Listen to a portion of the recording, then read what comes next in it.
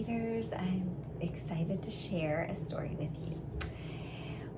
This story is called The Good Egg, and it happens to be my little girl's favorite, one of their favorite stories. They love this story, so I hope that you love it as much as they do.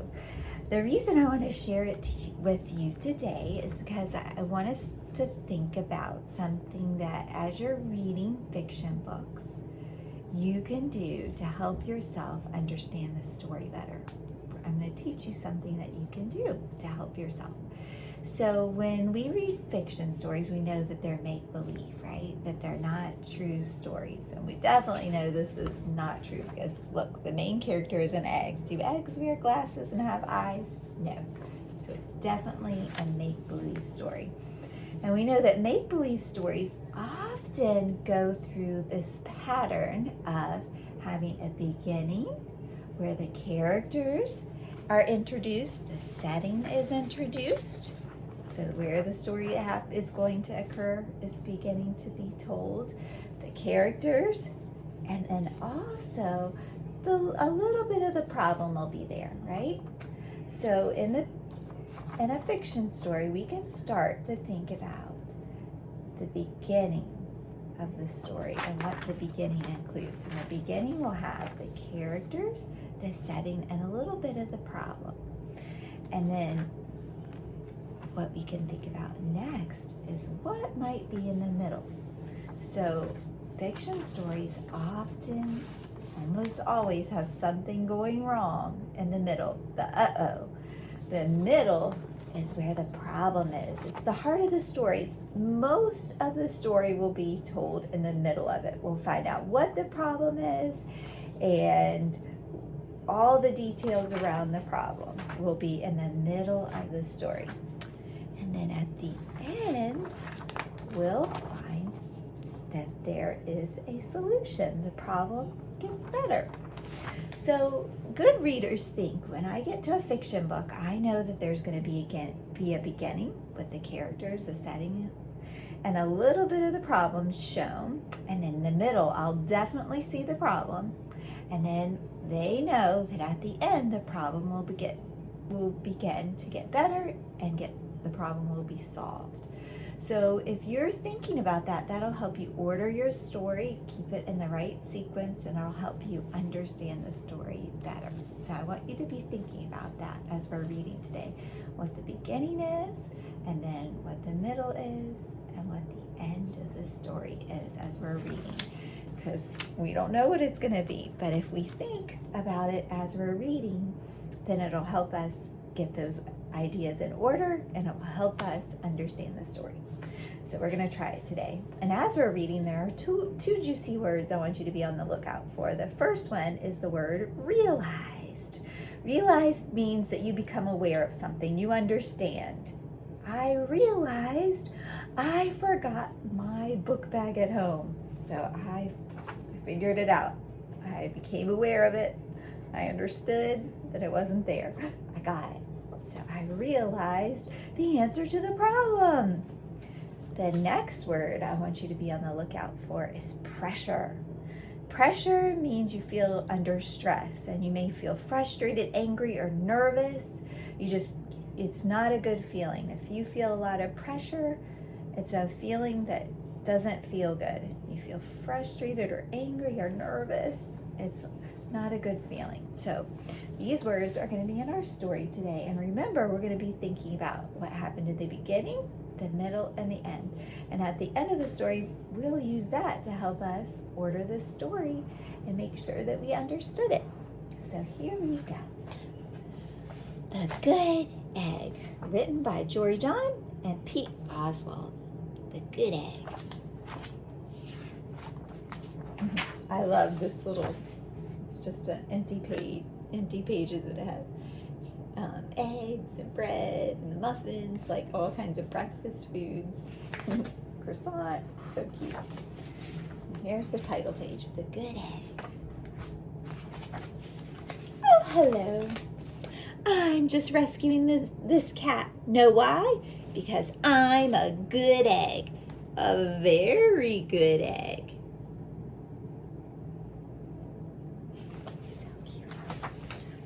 It's true. I do all kinds of good things, like I'll carry your groceries. I'll water your plants. I'll change your tires. I'll paint your house. Ooh. If you need any help whatsoever, I'm your egg.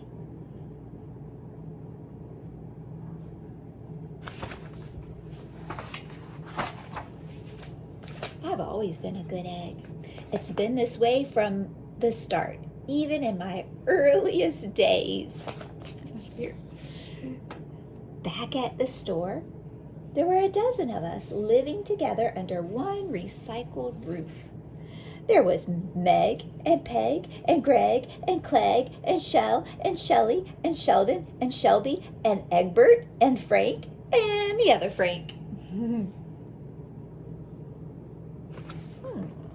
It's a lot of eggs in one place, right?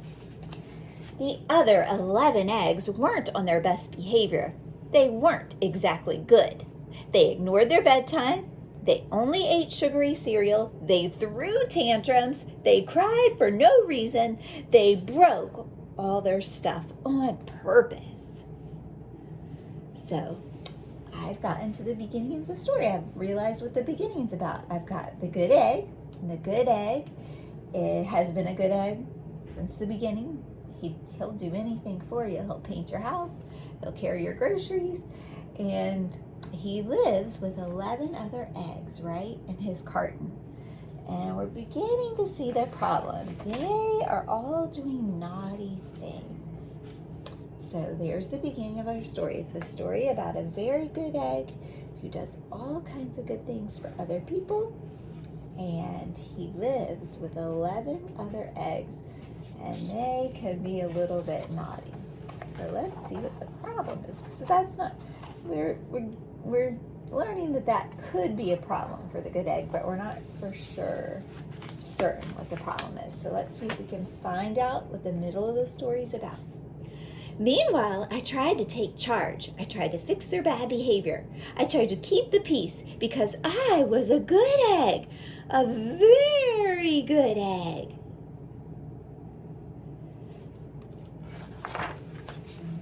Nobody seemed to care, though.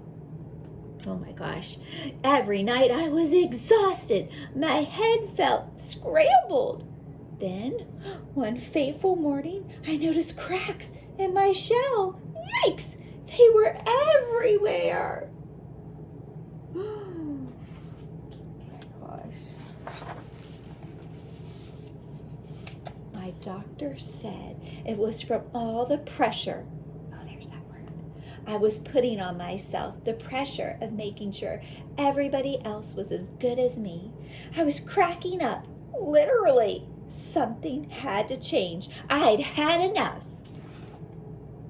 So we learned the problem. So we saw that we're seeing the problem for sure. The problem is all the other eggs are being really naughty, and he's trying to help them become better eggs, but it's not working. So he's feeling a lot of pressure. He's feeling really exhausted, he says. The pressure, the feeling of stress is causing him cracks, lots of cracks. This is a big problem, right? So let's see when it gets solved, because then we'll know the end has come. But let's see if we can learn some more about the problem. I told Meg and Peg and Craig and Clegg and Shell and Shelley and Sheldon and Shelby and Egbert and Frank and the other Frank I was leaving. I can't be the only good egg in a bad carton, I said. Blah, blah, blah, they replied. I left that night. Oh, so now he's leaving. Did the problem get solved? He's leaving. Does he still feel bad? Still feels bad, right? He's feeling pressure still. Let's see if the problem's solved. So he has to leave. Can't even stay in his own home. I wandered from town to town. The hours became days. The days became weeks. I lost track of time. I was alone. Out there on the road under the stars, I tried to focus on myself and what I needed. He's starting to get better. still has some cracks on his head, so let's see if this problem gets better, if he feels all better. I took walks. I read books. I floated in the river. I wrote in my journal. I found simple moments to be quiet. I breathed in. I breathed out. I even started painting. Oh, wow. Things are getting better. Did he learn how to not put pressure on himself and make himself so stressed out? For once, I found time for me. And guess what? Little by little, the cracks in my shell started to heal. My head no longer felt scrambled. Oh my gosh. Is this problem completely solved? That he's not bothered by his siblings and all their bad behavior? Well, we'll have to test it out. We haven't seen if that problem got solved because he hasn't been back in touch with them, right? Let's see. I started to feel like myself again. Oh. So I've made a big decision. I'm returning to my old carton and my friends. Besides, I'm kind of lonely out here. This time I know what to do. I'll try not to worry so much. I'll be good to my fellow eggs while also being good to myself. See if it works. Here we go. Everybody missed me. I missed them too. Welcome home. Hello, Meg. Howdy, Peg. Hey, Greg. Greetings, Clegg. What's up, Shell? Hola. Shelly. Hi-ho, Sheldon. Hi, Shelby. Good day. Egbert. What's happening, Frank? Howdy do, other Frank. Looks like things are getting better. They're almost all better. Sure, every once in a while, somebody's still a little bit bad. But it's not like before. Here's what I realized. He figured something out, right? He got it. The other eggs aren't perfect. I don't have to be either.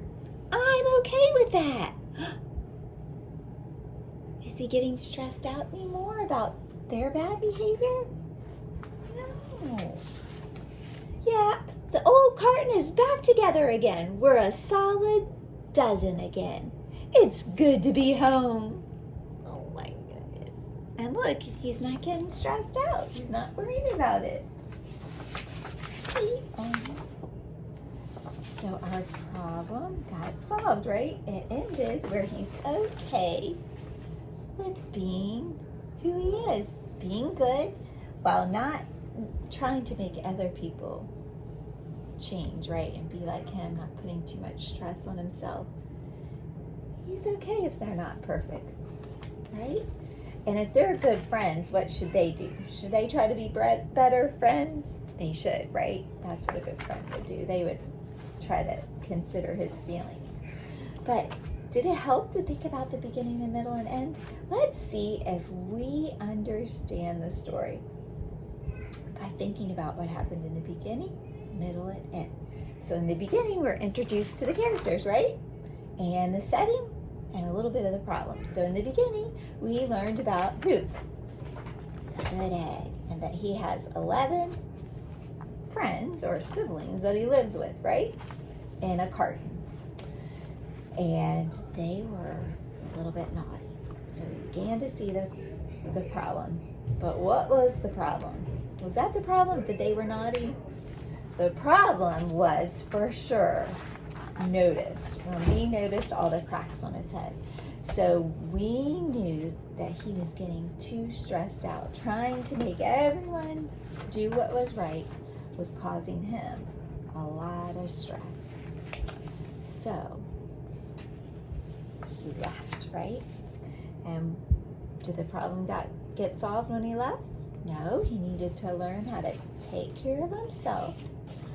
So when he was finally with his egg family, he knew how to not stress himself out, right? He knew he missed all his egg friends. Everybody missed him. And at the end, the problem was solved because what? it's okay that he is a good egg and that they're a little bit naughty, right? And that he can't fix everybody. He has to take care of himself, and that will help him not feel so stressed. So we thought about the beginning, the middle, and the end. Good readers think about the beginning, the middle, and the end so that they understand the story that they're reading. I hope you like this story. Don't get too stressed out yourself and crack up. Take care of yourself, just like the good egg. That's his solution, right? Thanks for reading with me.